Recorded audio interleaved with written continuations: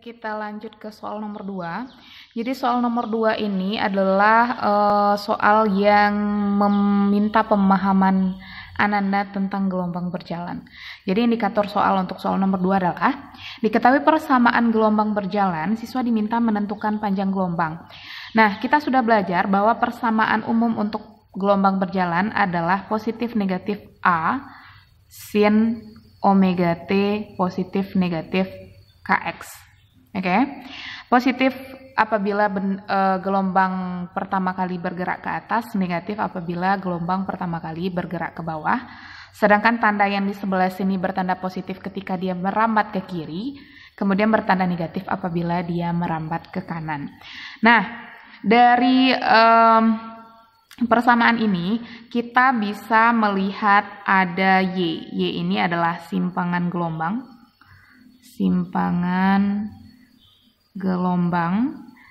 Kemudian kita juga tahu bahwa A ini adalah amplitudo gelombang, kemudian omega ini adalah frekuensi sudut atau kecepatan sudut, biasanya itu satuannya dalam radian per sekon.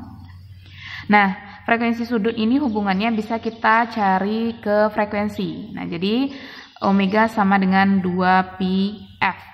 Kalau omega-nya diketahui, maka kita bisa mencari nilai F, di mana F ini adalah omega per 2π.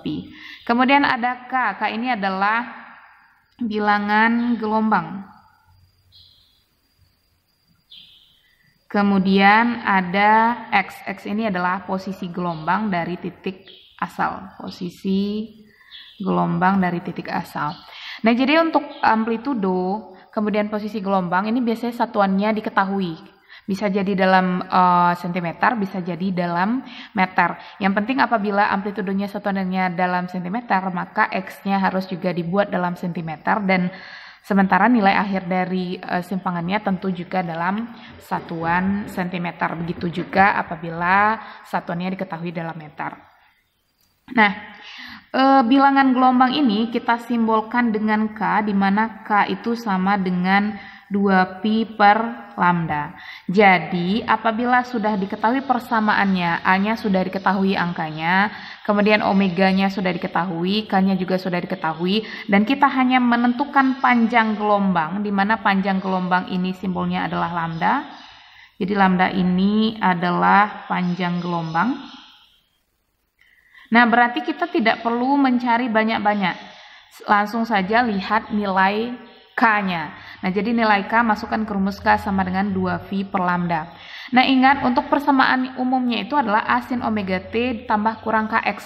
Apabila ada angka lain sebelum kurung ini, maka angka tersebut harus dikalikan ke dalam. Ya, jadi tidak boleh ada angka lain setelah sin yang berada di luar kurung. Sebagai contoh, misalnya persamaan umumnya adalah 0,1 sin 0,2π dikali 30T dikurang 2X, misal ya. Nah, jadi kan setelah sin ini ada angka, sementara di persamaan umumnya setelah sin itu angkanya harus berada di dalam kurung. Nah, jadi harus kita kalikan yang berada di luar kurung ini ke dalam kurung. Berarti persamaan umumnya 0,1 sin 0,2 kali 30 6πT dikurang 0,2 dikali 2 0,4 πx. Jadi di sini bisa kita ketahui bahwa A-nya adalah 0,1, kemudian omeganya yang berteman dengan T berarti 6π, kemudian K-nya adalah 0,4π. Karena K itu adalah angka yang berada sebelum nilai X. Oke? Nah, jadi dari sini kalau misalkan diminta menentukan lambda, masukkan saja ke rumus K sama dengan 2π per lambda. Nilai K-nya 0,4π sama dengan 2π per lambda, maka lambdanya bisa dicari.